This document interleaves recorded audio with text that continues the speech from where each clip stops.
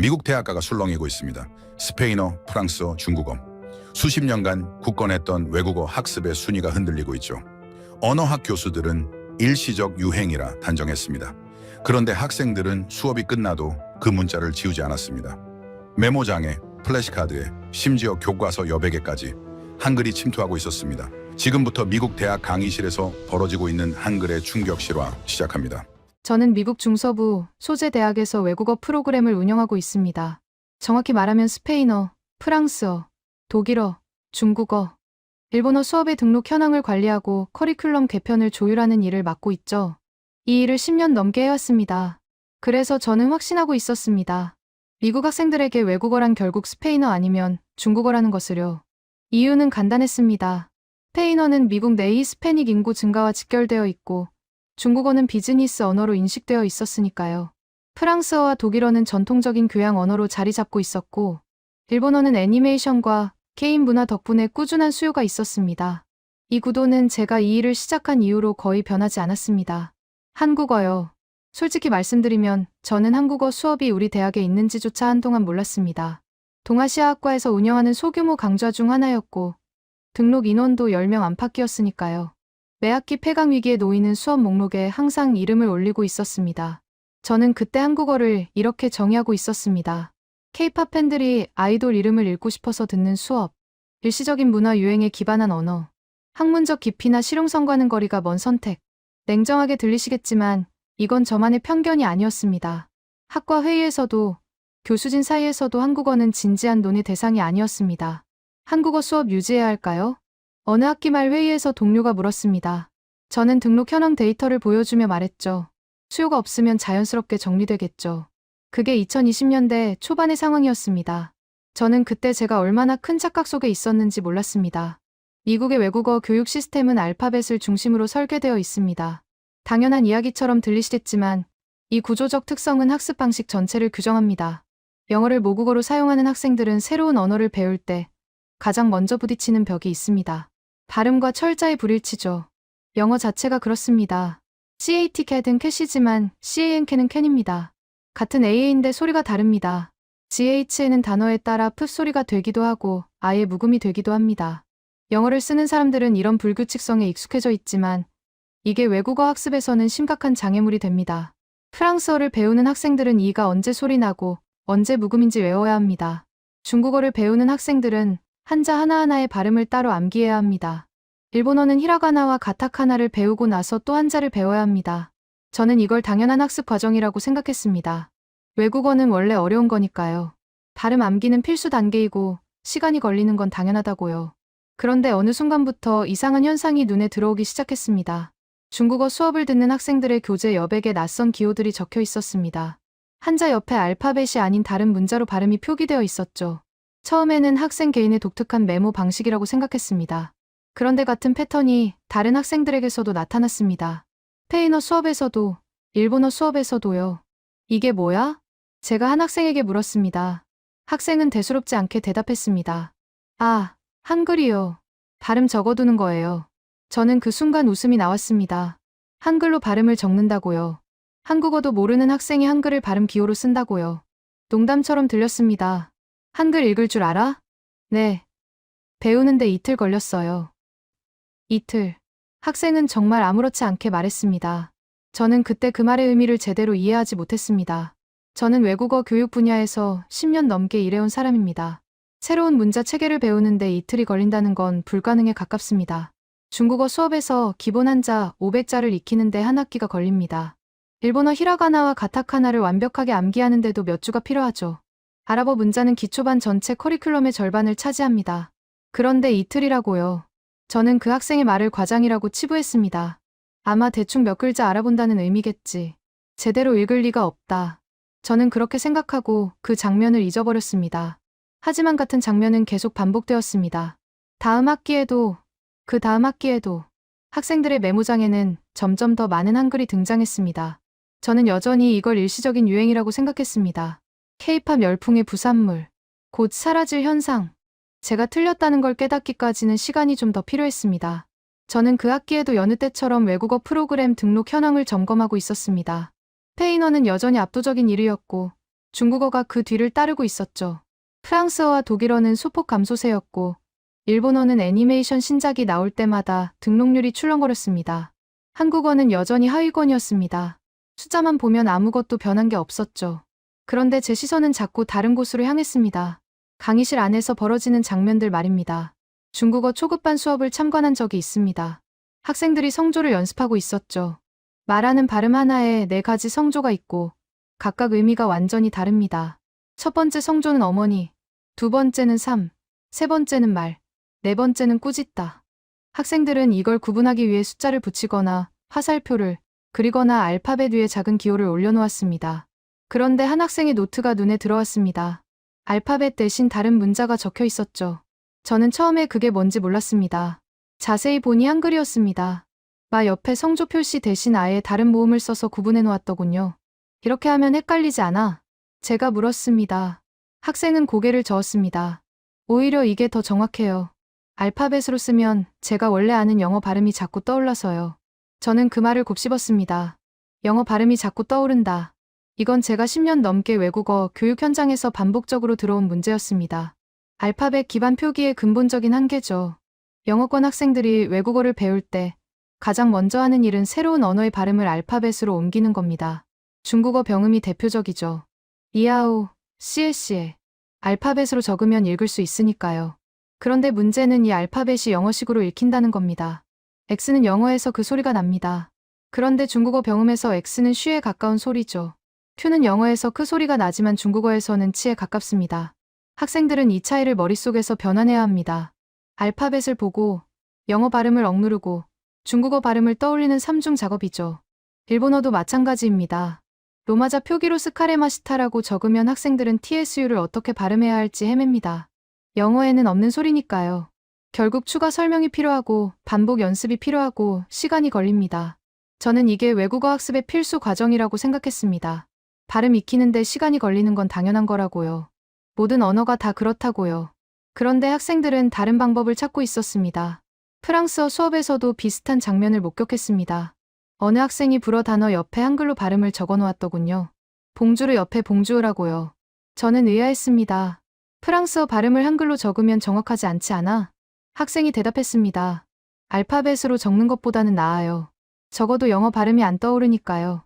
그 말이 묘하게 와닿았습니다. 정확성의 문제가 아니라 간섭의 문제였던 겁니다. 영어권 학생들에게 알파벳은 너무 익숙한 문자입니다. 알파벳을 보는 순간 영어 발음이 자동으로 활성화됩니다. 이걸 억누르면서 다른 언어의 발음을 떠올리는 건 인지적으로 상당한 부담이죠. 그런데 한글은 다릅니다.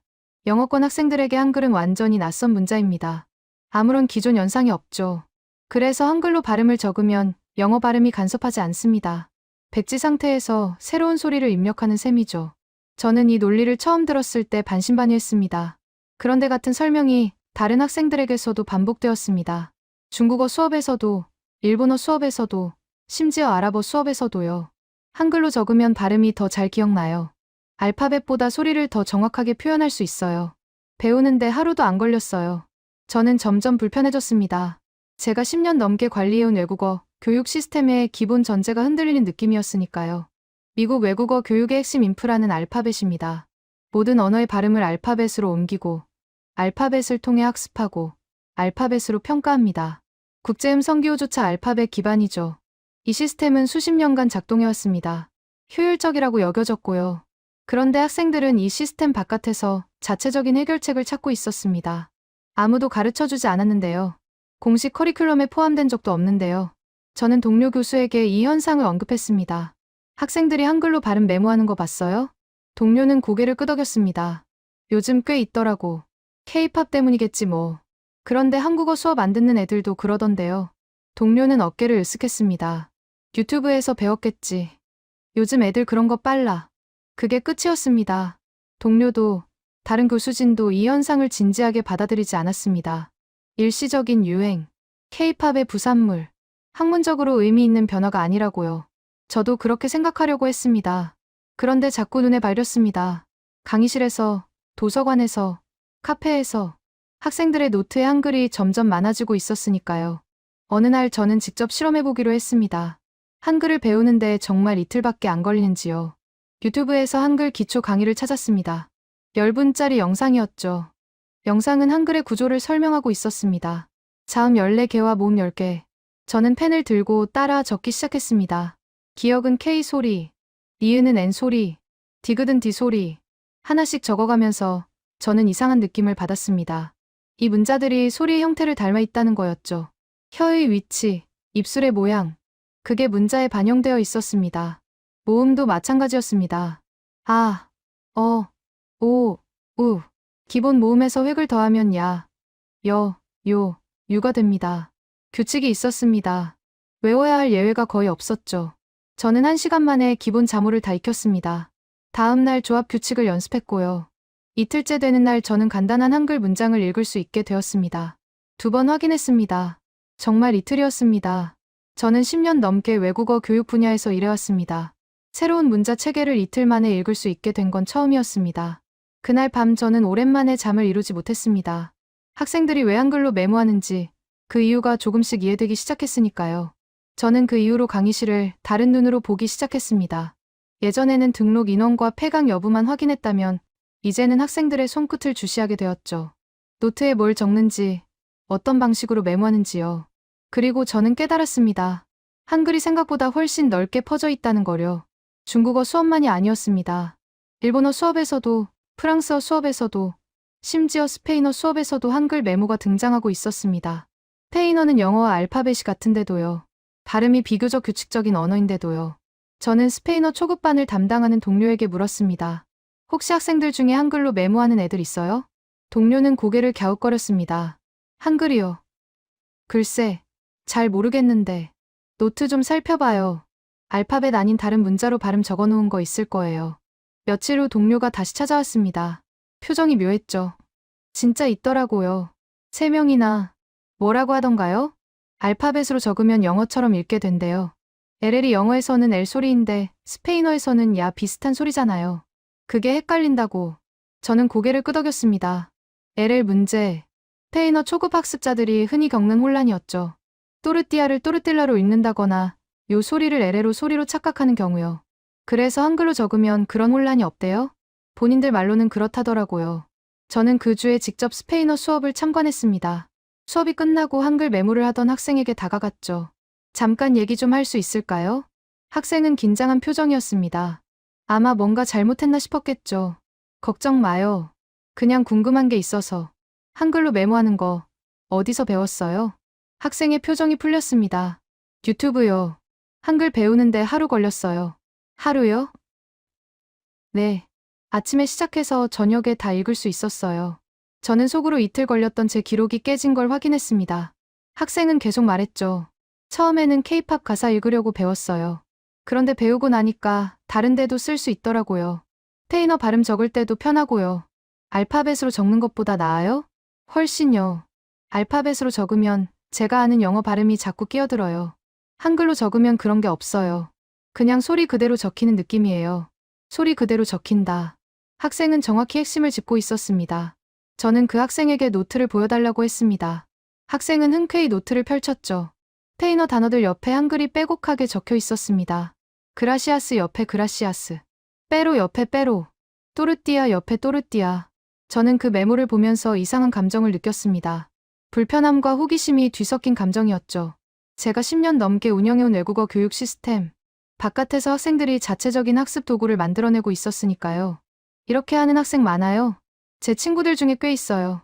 특히 아시아 언어 배우는 애들이요. 아시아 언어요?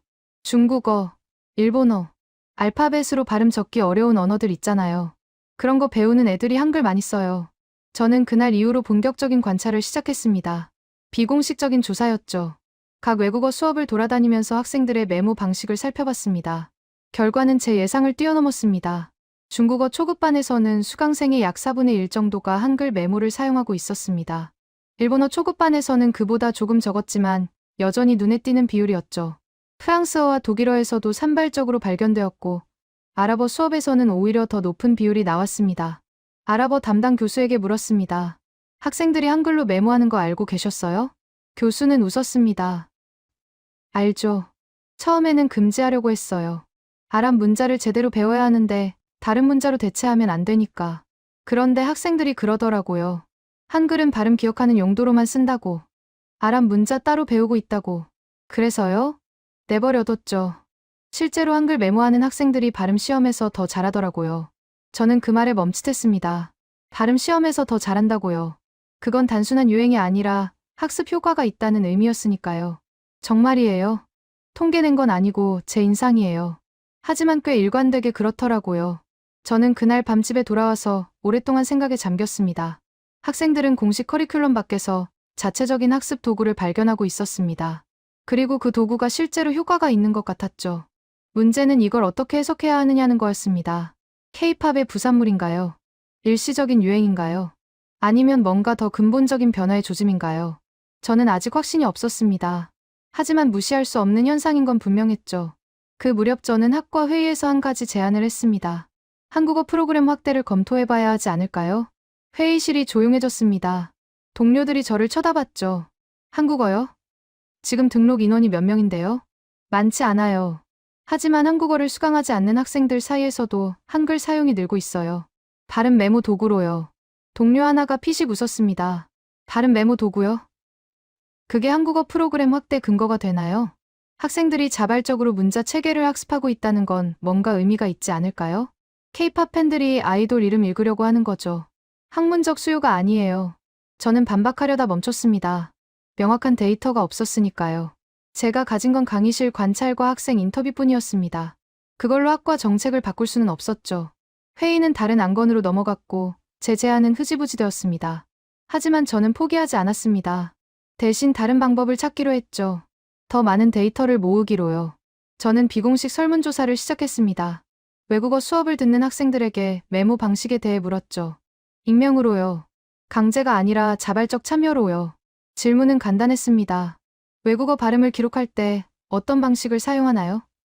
알파벳, 국제음성기호, 한글, 기타. 응답이 모이기 시작했습니다. 그리고 그 결과는 저를 놀라게 했습니다. 응답자의 상당수가 한글을 발음 메모 도구로 사용한 경험이 있다고 답했습니다. 정확한 수치를 말하기는 어렵지만 제 예상보다 훨씬 높은 비율이었죠. 더 놀라운 건 한글을 사용하는 학생들 중 대다수가 한국어 수업을 수강한 적이 없다는 거였습니다. 한글은 어디서 배웠나요? 라는 추가 질문에 대부분의 학생이 같은 답을 했습니다. 유튜브요. 틱톡이요. 온라인에서요. 저는 그 응답들을 읽으면서 묘한 기분이 들었습니다. 학생들은 공식 교육 시스템 밖에서 스스로 문자를 배우고 있었습니다. 그리고 그 문자를 다른 언어 학습에 적용하고 있었죠. 이건 단순한 유행이 아닐 수도 있다. 저는 그렇게 생각하기 시작했습니다. 저는 그 설문조사 결과를 들고 다시 학과 회의에 참석했습니다. 이번에는 숫자가 있었으니까요. 물론 공식적인 연구는 아니었지만 최소한 근거는 있었죠. 외국어 수업 수강생 중 상당수가 한글을 발음 메모 도구로 사용하고 있습니다. 동료들이 제 자료를 훑어봤습니다. 반응은 미지근했죠. 흥미롭네요. 그런데 이게 뭘 의미하는 거예요? 학생들이 알파벳 기반 발음 표기의 한계를 느끼고 있다는 거죠. 그래서 대안을 찾고 있는 거고요. 대안이 한글이라고요? 적어도 일부 학생들에게는요. 동료 하나가 손을 들었습니다. 그런데 이건 우리 대학만의 현상 아닐까요? K-팝 동아리가 활발하다거나 한국 유학생이 많다거나 그런 지역적 특수성 말이에요. 저는 그 질문에 답할 수 없었습니다. 사실 저도 같은 의문을 품고 있었으니까요. 이게 우리 대학만의 특이한 현상인지 아니면 더 넓은 범위에서 일어나고 있는 변화인지. 회의가 끝난 후 저는 다른 대학의 동료들에게 연락하기 시작했습니다. 동부의 아이비리그 대학, 서부의 주립대학, 남부의 사립대학. 외국어 프로그램을 담당하는 사람들에게 같은 질문을 던졌죠. 혹시 학생들이 한글로 발음 메모하는 현상 본 적 있어요? 처음 며칠은 별다른 응답이 없었습니다. 그런데 일주일쯤 지나자 답장이 오기 시작했습니다. 동부의 한 대학에서 온 답장이었습니다. 우리 쪽에서도 비슷한 현상이 있어요. 처음에는 K-팝 팬덤 때문이라고 생각했는데 중국어랑 일본어 수업에서도 보이더라고요. 서부의 대학에서도 비슷한 내용이 왔습니다. 언어학과 교수님이 관심 가지고 계세요. 학생들 인터뷰하고 계시는 것 같던데요. 남부의 대학에서는 더 구체적인 이야기가 나왔습니다. 우리는 아예 튜터링 센터에서 한글 기초 워크숍을 열었어요. 외국어 학습 보조 도구로요. 참석률이 꽤 높았습니다. 저는 그 이메일들을 읽으면서 점점 확신이 생겼습니다. 이건 우리 대학만의 현상이 아니었습니다. 미국 전역에서 어쩌면 그 너머에서도 비슷한 일이 벌어지고 있었죠. 저는 더 넓은 범위로 조사를 확대하기로 했습니다. 미국 내 대학들뿐 아니라 캐나다, 영국, 호주의 동료들에게도 연락했습니다. 영어권 전체에서 이 현상이 나타나는지 확인하고 싶었으니까요. 응답은 예상보다 빨리 왔습니다. 캐나다 토론토의 한 대학에서 온 이메일이었습니다. 여기서도 똑같아요. 특히 만다린 수업에서 많이 보여요. 학생들이 병음 대신 한글로 발음 적더라고요. 영국 런던에서도 비슷한 보고가 왔습니다. 우리 대학 동아시아학과에서 이 현상을 주제로 소규모 연구를 진행 중이에요. 아직 결과가 나오진 않았지만요. 호주 시드니에서는 더 흥미로운 이야기가 나왔습니다. 여기는 다문화 환경이라 다양한 언어 배경을 가진 학생들이 많아요. 그런데 신기하게도 영어권 학생들만 한글 메모를 하더라고요. 다른 언어권 학생들은 자기네 문자를 쓰거나 아예 안 쓰거나. 저는 그 마지막 문장에서 멈췄습니다. 영어권 학생들만. 그건 중요한 단서였습니다. 왜 영어권 학생들만 한글을 발음 메모 도구로 사용할까요? 중국어권 학생들은 한자를 쓰고 일본어권 학생들은 가나를 씁니다. 아랍어권 학생들은 아랍 문자를 쓰죠. 각자 자기 모국어의 문자 체계를 사용합니다. 그런데 영어권 학생들은 다릅니다. 영어의 알파벳은 발음과 철자의 대응이 불규칙합니다. 같은 알파벳이 단어에 따라 다른 소리를 내죠. 그래서 알파벳으로 외국어 발음을 적으면 영어식 발음이 간섭합니다. 한글은 그 간섭을 차단합니다. 영어와 전혀 다른 문자 체계이기 때문에 기존의 발음 연상이 작동하지 않죠. 백지 상태에서 새로운 소리를 기록할 수 있는 겁니다. 저는 이 논리를 정리하면서 한 가지 더 깨달았습니다. 한글이 선택되는 이유가 또 있었습니다. 학습 속도였죠. 다른 문자 체계에도 간섭 차단 효과가 있을 수 있습니다. 아랍 문자나 데바나가리 문자나 그리스 문자도요. 그런데 이런 문자들은 배우는데 시간이 걸립니다. 몇 주에서 몇 달까지요. 한글은 다릅니다. 하루에서 이틀이면 기본적인 읽기가 가능해집니다. 투자 대비 효과가 압도적으로 높은 거죠. 저는 이 생각을 정리해서 영국 동료에게 이메일을 보냈습니다. 한글이 선택되는 이유가 두 가지인 것 같아요. 첫째, 알파벳과 완전히 다른 체계라서 영어 발음 간섭이 없다는 것. 둘째, 배우는데 시간이 거의 안 걸린다는 것. 동료의 답장이 왔습니다. 동의해요. 우리 연구팀에서도 비슷한 가설을 세우고 있어요. 추가로 한 가지 더 있는데 한글이 소리와 문자의 대응이 거의 1대1이라는 점이에요. 예외가 거의 없죠. 그래서 발음 기록 도구로 효율적인 거예요. 소리와 문자의 1대1 대응. 저는 그 표현을 곱씹었습니다. 한글을 배울 때 느꼈던 그 감각이 떠올랐습니다. 규칙이 명확하고 예외가 거의 없었던 것. 배운 대로 읽으면 되었던 것. 영어는 그렇지 않습니다. 스루를 스루로 읽지 않죠. 나이트의 K는 묵음입니다. 규칙보다 예외가 많은 언어입니다. 그래서 영어 알파벳으로 다른 언어의 발음을 적으면 혼란이 생기는 거죠. 저는 점점 더 큰 그림이 보이기 시작했습니다. 이건 단순한 유행이 아니었습니다. 영어권 학습자들이 알파벳 기반 발음 표기의 구조적 한계를 경험하고 있었고 그 대안으로 한글을 발견한 거였습니다. 자발적으로요. 아무도 가르쳐주지 않았는데요. 그 무렵 저는 온라인에서도 비슷한 현상을 발견하기 시작했습니다. 레딧의 언어학습 커뮤니티에서 한글 발음 표기에 대한 논의가 있었습니다. 유튜브에는 외국어 발음을 한글로 적는 방법을 설명하는 영상들이 올라오고 있었죠. 한 영상의 제목이 기억납니다. 중국어 발음을 한글로 적는 법. 조회수가 수십만이었습니다. 댓글에는 이런 내용들이 있었죠. 이거 진짜 효과 있어요. 병음보다 훨씬 기억에 잘 남아요. 한글 배우는데 하루 걸렸는데 중국어 발음 암기 시간이 절반으로 줄었어요. 왜 아무도 이 방법을 안 가르쳐 줬지? 저는 그 댓글들을 읽으면서 묘한 감정을 느꼈습니다. 학생들은 이미 알고 있었습니다. 교육 시스템보다 먼저요. 공식 커리큘럼보다 먼저요. 저는 다시 학과 회의 자료를 준비하기 시작했습니다. 이번에는 미국만이 아니라 영어권 전체의 동향을 담았습니다. 캐나다, 영국, 호주에서 온 보고들, 온라인 커뮤니티의 논의들, 유튜브 영상들의 조회수. 이건 우리 대학만의 현상이 아닙니다. 영어권 전체에서 일어나고 있는 변화입니다. 저는 그렇게 주장할 준비가 되어 있었습니다. 하지만 동시에 불안감도 있었습니다. 이 변화가 교육 시스템에 어떤 영향을 미칠지 아직 알 수 없었으니까요. 한글이 발음 메모 도구로 자리 잡는다면 외국어 교육의 방식 자체가 바뀌어야 할 수도 있었습니다. 저는 그 가능성을 생각하면서 다음 회의를 기다렸습니다. 저는 그 학기 말에 학회에 참석했습니다. 미국 외국어 교육학회 연례 컨퍼런스였죠.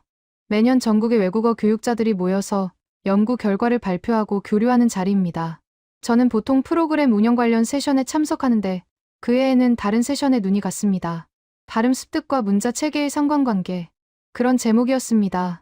발표자는 서부의 한 대학에서 온 언어학자였습니다.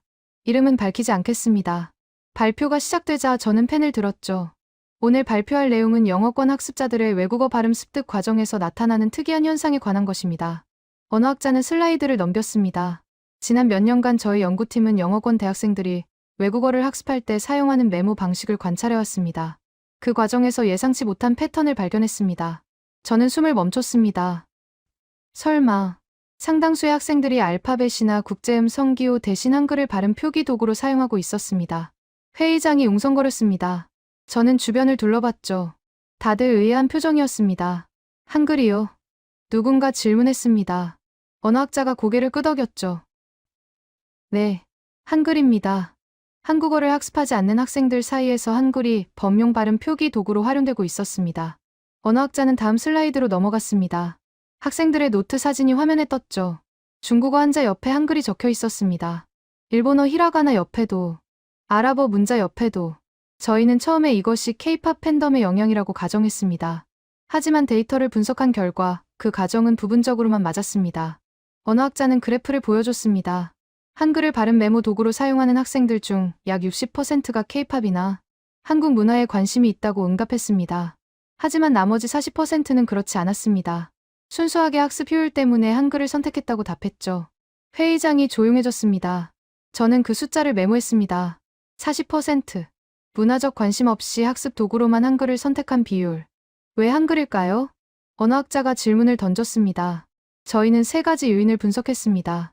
첫째, 학습 용이성. 한글은 기본 자모를 익히는데 평균 이틀 이하가 소요됩니다. 이는 다른 비알파벳 문자 체계와 비교했을 때 압도적으로 짧은 시간입니다. 슬라이드에 표가 떴습니다. 한글, 일본어 가나, 아랍 문자, 데바나가리 문자의 기초학습 소요 시간 비교였죠. 한글만 이틀 이하로 표시되어 있었습니다. 둘째, 음소 대응의 일관성. 한글은 문자와 소리의 대응이 거의 1대1입니다. 예외가 극히 적죠. 반면 영어 알파벳은 같은 글자가 문맥에 따라 다른 소리를 냅니다. 학습자들은 이 불일치로 인해 혼란을 겪습니다. 언어학자가 예시를 들었습니다. 영어에서 A는 케이크에서는 A 소리가 나지만 캣에서는 에 소리가 납니다. 학습자가 외국어 발음을 알파벳으로 적으면 이런 불일치가 간섭합니다. 한글로 적으면 그런 간섭이 없죠. 저는 고개를 끄덕였습니다. 학생들에게서 들었던 이야기와 정확히 일치했습니다. 셋째, 모국어 간섭 차단 효과. 영어권 학습자에게 한글은 완전히 낯선 문자입니다. 기존의 발음 연상이 없죠. 그래서 새로운 소리를 기록할 때 모국어가 간섭하지 않습니다. 언어학자는 잠시 멈췄습니다. 저희는 이 현상을 문자 제목적화라고 명명했습니다. 특정 언어의 문자 체계가 원래의 언어와 무관하게 범용 음성 표기 도구로 활용되는 현상이죠. 문자 제목적화. 저는 그 용어를 메모했습니다. 역사적으로 비슷한 사례가 있습니다. 국제음성 기호가 대표적이죠. 하지만 국제음성 기호는 전문 교육이 필요합니다. 일반 학습자가 쉽게 접근하기 어렵죠. 한글은 그 장벽이 낮습니다. 유튜브 영상 하나로 배울 수 있으니까요. 언어학자가 마지막 슬라이드로 넘어갔습니다. 결론입니다. 영어권 학습자들 사이에서 한글이 비공식적인 범용 발음 표기 도구로 부상하고 있습니다. 이는 K-팝의 영향도 있지만 더 근본적으로는 한글의 구조적 특성에서 비롯됩니다. 학습 용이성, 음소 대응의 일관성, 모국어 간섭 차단 효과. 이 3가지가 한글을 효율적인 발음 표기 도구로 만들고 있습니다. 발표가 끝났습니다. 회의장에서 박수가 터져 나왔죠. 저는 손을 들었습니다. 질문이 있습니다. 이 현상이 교육 시스템에 어떤 영향을 미칠 수 있다고 보시나요? 언어학자가 고개를 갸웃거렸습니다. 좋은 질문이네요. 솔직히 아직 모릅니다. 하지만 가능성은 여러 가지가 있죠. 외국어 교육에서 한글을 공식적인 발음 보조 도구로 도입하는 방안을 검토할 수도 있습니다. 아니면 한글의 원리를 참고해서 새로운 발음 표기 체계를 개발할 수도 있겠죠. 저는 그 말을 곱씹었습니다. 한글을 공식적인 발음 보조 도구로. 그건 제가 상상하지 못했던 방향이었습니다. 추가 질문입니다. 한글이 모든 언어의 발음을 정확하게 표기할 수 있나요? 언어학자가 고개를 저었습니다. 아니요. 한글도 한계가 있습니다. 한국어에 없는 소리는 정확하게 표기하기 어렵죠. 예를 들어 영어의 F 소리나 V 소리, S 소리 같은 건 한글로 정확히 옮기기 힘듭니다. 하지만 학습자들이 한글을 선택하는 이유는 완벽한 정확성 때문이 아닙니다. 그럼 뭐죠? 충분한 정확성입니다. 알파벳보다 낮고 국제음성 기호보다 배우기 쉬운 수준의 정확성이요. 학습 도구로서의 효율성이 핵심입니다. 저는 그 답변에 만족했습니다. 완벽함이 아니라 효율성. 학생들이 한글을 선택하는 이유가 명확해졌습니다. 발표가 끝난 후 저는 언어학자에게 다가갔습니다.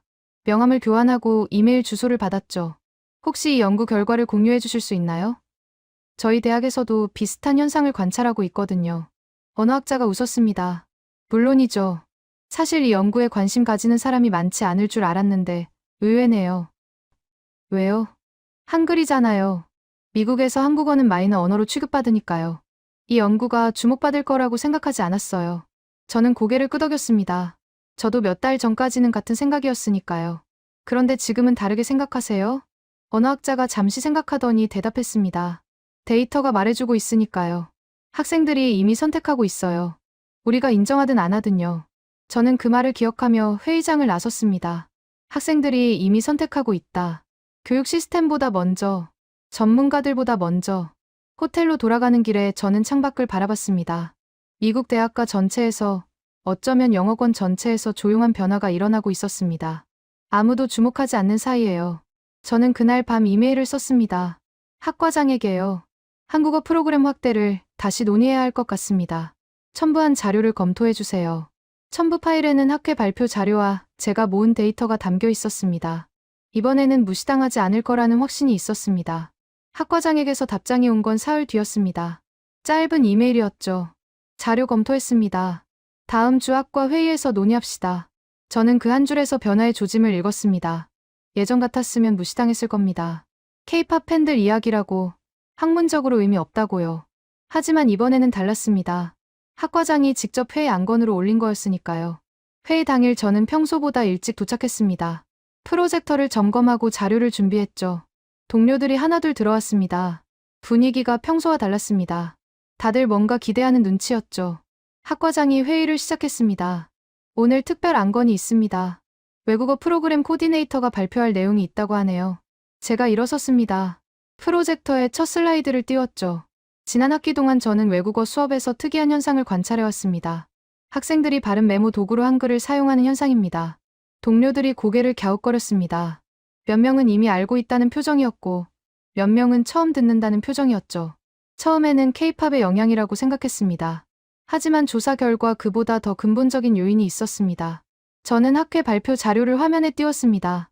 언어학자의 연구 결과였죠.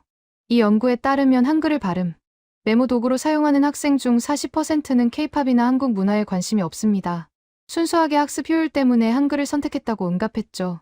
회의실이 조용해졌습니다. 페이너 담당 교수가 손을 들었습니다. 잠깐요.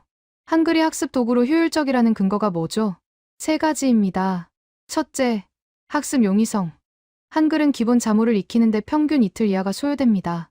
둘째, 음소 대응의 일관성. 한글은 문자와 소리의 대응이 거의 1대1입니다.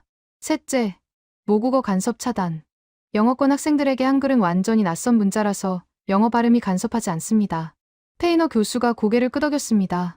하지만 다른 동료가 반론을 제기했죠. 그래도 이건 비공식적인 메모 방식 아닌가요? 학생들이 개인적으로 하는 거지. 교육 시스템에 반영할 문제는 아닌 것 같은데요. 저는 다음 슬라이드로 넘겼습니다. 저도 그렇게 생각했습니다. 하지만 이 현상이 우리 대학만의 것이 아니라는 걸 확인했습니다. 화면에 미국 전역의 대학들에서 온 이메일 내용이 요약되어 있었습니다. 캐나다, 영국, 호주의 보고도 있었죠. 영어권 전체에서 비슷한 현상이 관찰되고 있습니다. 학생들이 자발적으로 한글을 발음 표기 도구로 채택하고 있는 거죠. 중국어 담당 교수가 끼어들었습니다. 우리 수업에서도 봤어요. 학생들이 병음 대신 한글로 발음 적더라고요. 처음에는 금지하려고 했는데 그 학생들이 발음 시험을 더 잘 보더라고요. 회의실에서 웅성거림이 일었습니다. 다른 교수들도 비슷한 경험을 공유하기 시작했죠. 일본어 수업에서도 봤어요. 아랍어 수업에서도 있었어요. 프랑스어는 좀 덜하지만 그래도 몇 명 있어요. 저는 그 반응들을 지켜봤습니다. 예상보다 많은 동료들이 이 현상을 인지하고 있었습니다. 다만 각자 고립된 사례로 치부하고 있었던 거죠. 학과장이 손을 들어 정리했습니다. 그래서 제안이 뭔가요? 저는 심호흡을 하고 대답했습니다. 한국어 프로그램 확대를 검토해야 합니다. 그리고 더 나아가서 한글을 외국어 학습의 보조 도구로 공식 도입하는 방안도 고려해 볼 수 있습니다. 회의실이 다시 조용해졌습니다. 독일어 담당 교수가 먼저 입을 열었죠. 잠깐요.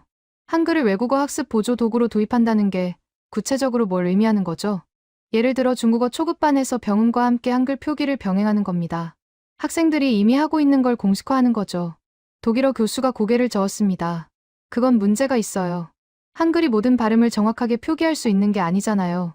독일어의 음라우트나 프랑스어의 비음 같은 건 한글로 제대로 옮기기 어려워요. 맞습니다. 한글도 한계가 있죠. 하지만 학생들이 선택하는 이유는 완벽한 정확성이 아니라 충분한 정확성입니다. 알파벳보다 낮고 국제음성 기호보다 배우기 쉬운 수준의 정확성이요. 아랍어 담당 교수가 동의했습니다. 저는 이 제안을 지지합니다. 실제로 한글 메모하는 학생들이 발음을 더 잘 기억해요. 제 수업에서 확인했습니다. 하지만 반대 의견도 있었습니다. 프랑스어 담당 교수가 손을 들었죠. 근본적인 질문을 하나 하겠습니다. 왜 한글이어야 하죠? 다른 문자 체계도 비슷한 효과가 있을 수 있잖아요. 국제음성 기호를 더 쉽게 가르치는 방법을 개발하면 되는 거 아닌가요? 좋은 질문입니다. 하지만 국제음성 기호는 배우는데 몇 주에서 몇 달이 걸립니다. 한글은 이틀이면 됩니다. 학습 비용 대비 효과가 다른 거죠. 그래도 한글은 한국어의 문자잖아요. 한국어를 배우지 않는 학생들에게 한글을 가르치는 게 교육적으로 적절한가요? 저는 잠시 생각했습니다. 그건 타당한 우려였습니다. 저도 그 부분을 고민했습니다. 하지만 학생들은 이미 스스로 한글을 배우고 있어요. 유튜브에서, 틱톡에서, 온라인에서. 우리가 개입하지 않아도 현상은 진행 중입니다. 문제는 이걸 무시할 것인지 아니면 교육적으로 활용할 것인지예요. 회의실이 웅성거렸습니다. 학과장이 다시 정리에 나섰죠. 의견이 분분한 것 같네요. 오늘 결론을 내기는 어려울 것 같습니다. 추가 조사를 진행하고 다음 학기 초에 다시 논의합시다. 저는 고개를 끄덕였습니다. 예상한 결과였습니다. 교육 시스템은 쉽게 바뀌지 않으니까요. 하지만 최소한 논의의 장은 열렸습니다. 그것만으로도 큰 진전이었죠. 회의가 끝난 후 몇몇 동료들이 제게 다가왔습니다. 중국어 교수와 아랍어 교수였죠. 발표 잘 들었어요. 저도 이 현상에 관심이 있었는데 혼자만 느낀 게 아니었네요. 다음 학기에 소규모 파일럿 프로그램을 해보면 어떨까요? 공식적인 도입 전에 효과를 검증해보는 거죠. 저는 그 제안에 눈이 번쩍 뜨였습니다. 어떤 방식으로요? 중국어 초급반 한 분반에서 한글 발음 표기를 병행해보는 거예요. 다른 분반과 비교해서 학습 효과를 측정하는 거죠. 저도 아랍어 수업에서 비슷하게 해볼 수 있어요. 저는 고개를 끄덕였습니다. 작지만 구체적인 첫걸음이었습니다. 그날 밤 저는 집에 돌아와서 오랫동안 생각에 잠겼습니다. 몇 달 전만 해도 저는 한글을 K-팝 팬들의 유행 정도로 치부했습니다. 한국어 수업은 폐강 위기 목록의 단골이었고요. 그런데 지금은 학과 회의에서 한글의 교육적 활용을 논의하고 있었습니다. 동료 교수들이 파일럿 프로그램을 제안하고 있었고요. 변화는 이미 시작되어 있었습니다. 학생들이 먼저 움직였고 교육 시스템이 뒤따라가고 있었죠. 저는 그 흐름의 한가운데 서 있었습니다. 창밖을 바라봤습니다. 캠퍼스의 불빛들이 반짝이고 있었죠. 저 강의실들 어딘가에서 지금도 학생들이 한글로 메모를 하고 있을 거라는 생각이 들었습니다. 저는 그날 처음으로 한글이라는 문자에 대해 진지하게 경외심을 느꼈습니다. 파일럿 프로그램은 다음 학기에 시작되었습니다. 중국어 초급반 두 분반 중 하나에서 한글 발음 표기를 병행하기로 했죠. 아랍어 초급반에서도 비슷한 실험이 진행되었습니다. 저는 매주 수업을 참관했습니다. 변화를 직접 눈으로 확인하고 싶었으니까요. 중국어 실험반의 첫 수업이었습니다. 담당 교수가 학생들에게 설명했죠. 이번 학기에는 새로운 방식을 시도해보려고 합니다. 병음과 함께 한글로 발음을 표기하는 방법을 배울 거예요. 학생들의 반응은 다양했습니다. 어떤 학생은 이미 한글을 알고 있다며 손을 들었고, 어떤 학생은 한글이 뭐냐며 고개를 갸웃거렸죠. 한글 모르는 분들은 걱정하지 마세요. 오늘 첫 시간에 기본 자모를 배울 겁니다. 30분이면 충분해요. 저는 뒤에서 지켜봤습니다. 교수가 칠판에 한글 자모를 적기 시작했죠. 기역, 니은, 디귿, 리을. 학생들이 따라 적었습니다. 30분 후 교수가 간단한 테스트를 했습니다. 이 글자는 뭐라고 읽죠? 칠판에 가라고 적혀 있었습니다. 학생 하나가 손을 들었죠. 가. 맞아요. 이건요? 나라. 나. 아주 좋아요. 저는 놀랐습니다. 30분 만에 학생들이 기본적인 한글 조합을 읽고 있었으니까요. 물론 복잡한 받침이나 이중 모음은 아직 배우지 않았지만 기초적인 음절은 바로 읽을 수 있게 된 거였습니다. 수업이 끝난 후 교수에게 물었습니다. 학생들 반응이 어땠어요? 교수가 웃었습니다. 예상보다 훨씬 빨리 적응하더라고요. 알파벳 익숙한 애들이라 새로운 문자 배우는 게 신선했나 봐요. 발음 연습은 어땠어요? 아직 첫날이라 모르겠지만 기대가 돼요. 학생들이 병음보다 한글이 더 직관적이라고 하더라고요. 저는 고개를 끄덕였습니다. 첫날의 반응은 긍정적이었습니다. 몇 주가 지났습니다. 저는 계속 수업을 참관하며 변화를 기록했죠. 가장 눈에 띄는 차이는 발음 연습 시간이었습니다. 대조군인 일반 분반에서는 학생들이 병음을 보고 발음을 떠올리는 데 시간이 걸렸습니다. 특히 C, Q, 쯔 같은 알파벳이 영어와 다른 소리를 내는 경우에 혼란이 있었죠. 시험반에서는 달랐습니다. 학생들이 한글 표기를 보고 바로 발음했습니다. CLCL을 CLCL하고 읽는 실수가 줄어들었죠. 한글에는 영어식 발음 연상이 없으니까요. 중간고사가 다가왔습니다. 저는 두 분반의 성적을 비교할 준비를 했죠. 시험 결과가 나왔습니다. 저는 데이터를 정리하면서 손이 떨렸습니다. 발음 평가 항목에서 실험반의 평균 점수가 대조군보다 높았습니다. 차이가 크지는 않았지만 통계적으로 유의미한 수준이었죠. 특히 성조 구분과 자음 발음 정확도에서 차이가 뚜렷했습니다. 저는 그 결과를 들고 중국어 교수를 찾아갔습니다. 결과 보셨어요? 교수가 고개를 끄덕였습니다. 봤어요.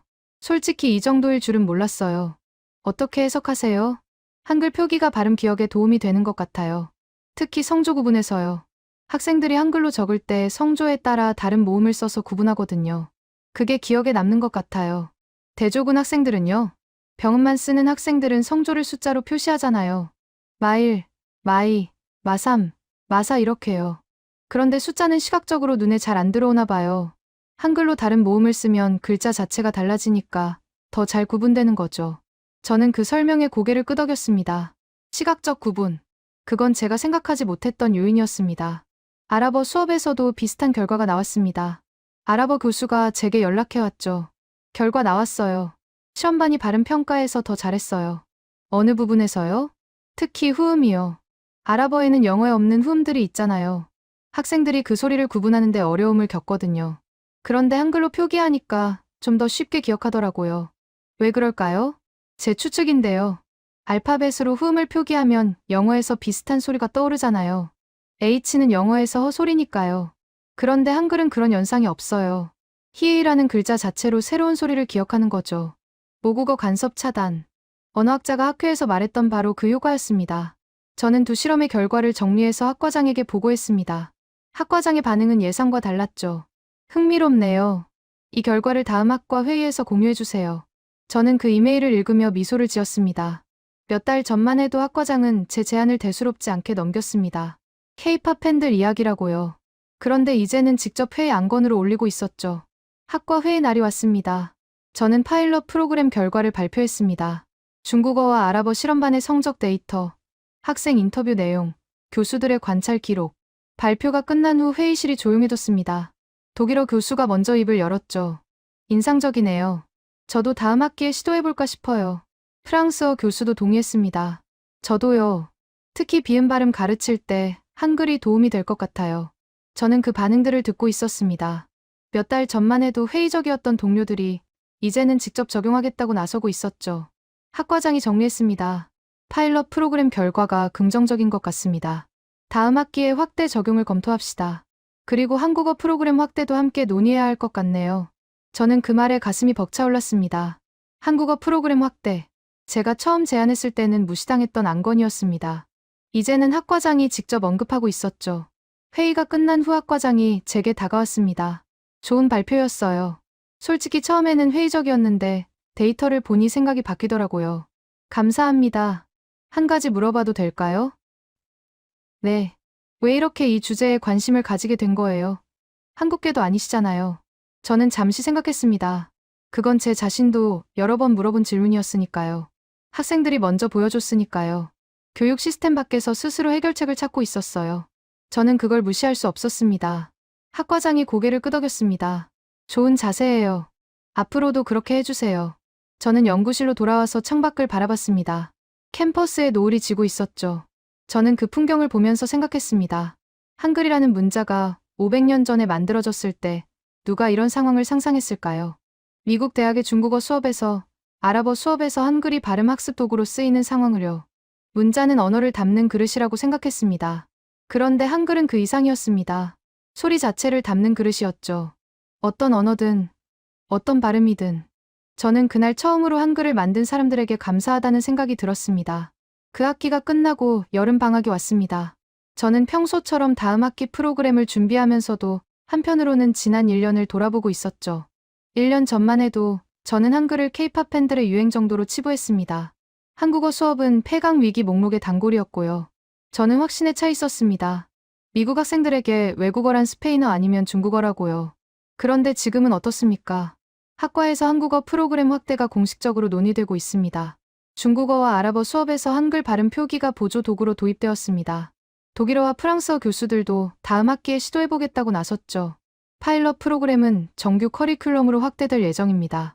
저는 이 변화의 한가운데 서 있었습니다. 하지만 솔직히 말하면 제가 한 일은 별로 없습니다. 저는 그저 학생들이 이미 하고 있던 것을 관찰하고 기록하고 보고했을 뿐이죠.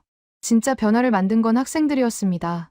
아무도 가르쳐주지 않았는데 스스로 한글을 배웠습니다. 공식 커리큘럼에 없는데 발음 메모 도구로 활용했습니다. 교육 시스템이 인정하기 전에 이미 실천하고 있었죠. 저는 그들에게서 배웠습니다. 교육자로서 겸손해지는 법을요. 여름 방학 중에 저는 한국에 대해 더 알아보기 시작했습니다. 한글이 어떻게 만들어졌는지, 왜 그런 구조를 가지게 되었는지요. 자료를 찾아보면서 저는 놀라운 사실들을 알게 되었습니다. 한글은 15세기에 만들어졌습니다. 당시 조선의 왕이 직접 창제를 주도했죠. 목적은 명확했습니다. 백성들이 쉽게 배울 수 있는 문자를 만드는 것. 한자는 너무 어려웠으니까요. 평범한 사람들이 평생을 배워도 제대로 읽고 쓰기 어려웠습니다. 그래서 한글은 처음부터 학습 용이성을 염두에 두고 설계되었습니다. 자음은 발음할 때 혀와 입술의 모양을 본떠 만들었고요. 모음은 하늘과 땅과 사람을 상징하는 기본획에서 파생되었죠. 체계적이고 논리적인 구조였습니다. 저는 그 역사를 읽으면서 감탄했습니다. 500년 전에 이런 생각을 한 사람들이 있었다니요. 문자는 권력자들의 전유물이 아니라 모든 사람이 쉽게 배울 수 있어야 한다는 생각. 그건 당시로서는 혁명적인 발상이었습니다.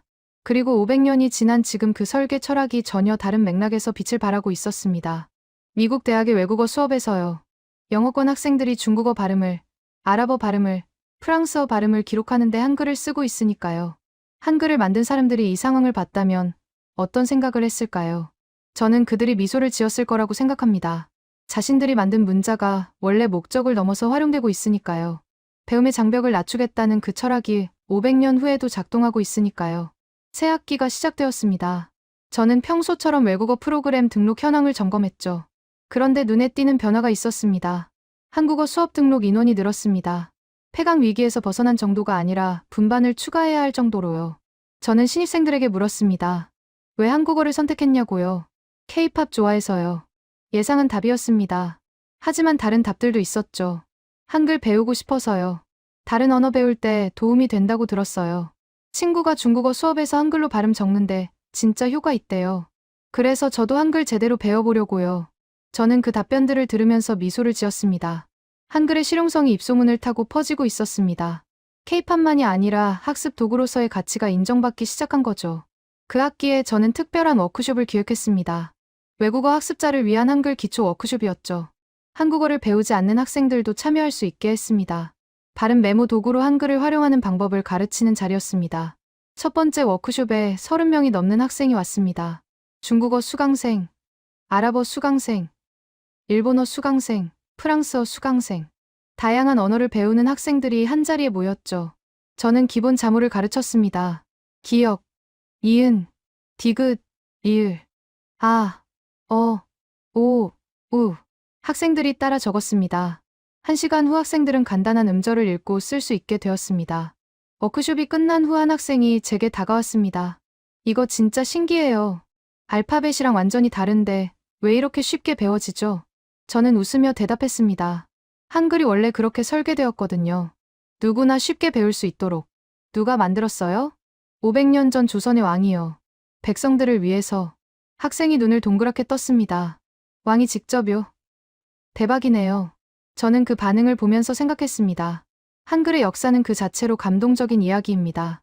그리고 그 이야기가 지금 미국 대학 캠퍼스에서 새로운 의미를 얻고 있었죠. 학기 말에 저는 학과장에게 보고서를 제출했습니다. 한 해 동안의 변화를 정리한 문서였죠. 한글 발음 표기 도입의 효과, 한국어 프로그램 등록 증가, 학생들의 반응. 학과장이 보고서를 읽고 나서 말했습니다. 좋은 성과네요. 내년에는 더 확대해봅시다. 저는 고개를 끄덕였습니다. 하지만 동시에 조심스러운 마음도 있었죠. 한 가지 걱정이 있습니다. 뭔데요? 한글이 만능 해결책처럼 여겨지면 안 될 것 같아요. 한글도 한계가 있으니까요. 모든 발음을 정확하게 표기할 수 있는 건 아니잖아요. 학과장이 고개를 끄덕였습니다. 맞는 말이에요. 균형 잡힌 접근이 필요하겠네요. 네. 한글은 보조 도구일 뿐이에요. 궁극적으로는 각 언어의 고유한 음성 체계를 직접 익혀야 하죠. 한글은 그 과정을 돕는 디딤돌 정도로 생각해야 할 것 같아요. 학과장이 미소를 지었습니다. 신중한 자세가 좋네요. 그런 균형 감각이 중요해요. 저는 연구실로 돌아와서 창밖을 바라봤습니다. 캠퍼스에 첫눈이 내리고 있었죠. 1년 전에 저를 떠올렸습니다. 한글을 K-팝 팬들의 유행으로 치부했던 저. 한국어 수업이 폐강되어도 상관없다고 생각했던 저. 그때의 저는 얼마나 좁은 시야로 세상을 보고 있었는지요. 학생들이 저를 깨워줬습니다. 교육 시스템 밖에서 스스로 답을 찾고 있던 학생들이요. 저는 그들의 행동을 관찰하고 따라가면서 비로소 배웠습니다. 열린 눈으로 세상을 보는 법을요. 한글은 단순한 문자가 아니었습니다. 500년 전의 철학이 담긴 도구였죠. 누구나 쉽게 배울 수 있어야 한다는 믿음. 배움의 장벽을 낮춰야 한다는 신념. 그 철학이 지금 미국 대학 강의실에서 다시 실현되고 있었습니다. 저는 창밖의 눈을 바라보면서 생각했습니다. 이건 끝이 아니라 시작이라고요. 한글이 영어권 외국어 교육에서 어떤 역할을 하게 될지는 아직 알 수 없습니다. 하지만 변화는 이미 시작되었습니다. 학생들의 메모장에서, 강의실에서, 캠퍼스 곳곳에서. 저는 그 변화의 목격자이자 기록자로서 앞으로도 계속 지켜볼 생각입니다. 그리고 언젠가 한국에 가보고 싶다는 생각이 들었습니다. 한글이 태어난 그 땅을요. 500년 전 그 문자를 만든 사람들의 정신이 깃든 곳을요. 창밖의 눈이 점점 굵어지고 있었습니다. 저는 컴퓨터를 끄고 코트를 입었습니다. 집으로 가는 길, 캠퍼스를 걸으면서 저는 혼자 중얼거렸습니다. 기억, 이은, 디귿, 리을. 발음이 아직 어색했지만 그래도 좋았습니다. 새로운 소리를 배우는 건 언제나 설레는 일이니까요.